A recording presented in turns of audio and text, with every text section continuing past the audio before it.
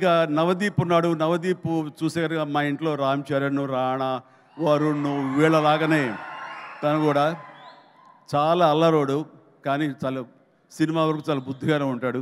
And వాళ్ళ family అంతా నాకు తెలుసు, వాళ్ళ అమ్మగారు వాళ్ళందరూ కూడా నాకు బాగా పరిచయం. ఆ రకంగా మా కుటుంబ సభ్యుడిగా నేను భావిస్తుంటాను. ఈ సినిమాలో నాకు ధ్రువలో తన పెర్ఫార్మెన్స్ చాలా బాగా నచ్చింది ఈ మధ్యకాలంలో.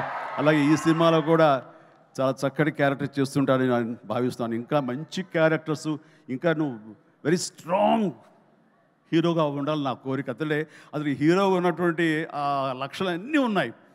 బట్ వస్తుంది అవకాశం, చేద్దాం. అండ్ దెన్ నేను ఎప్పుడైనా టైం పాస్ అవడం కోసంగా చూస్తుంటే ఒక వ్యక్తిని తరచూ చూస్తుంటాను ఈ మీమ్స్లో. అదే ఏం మస్తు షేడ్స్ ఉన్నారా నీలో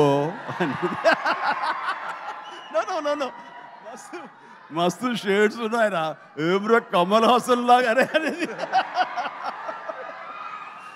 సో మనిషి టాలెంట్ ఉంటే ఇది అంటారే అన్నం మెతుకు చాలు ఉడికిందా లేదని తెలియడానికి, ఆ రకంగా వీళ్ళందరూ వాళ్ళ టాలెంట్ని ఈ రకంగా వాళ్ళు చూపించుకుని నాలాంటి వాడి దృష్టిలో కూడా పడేలాగా ఉంది.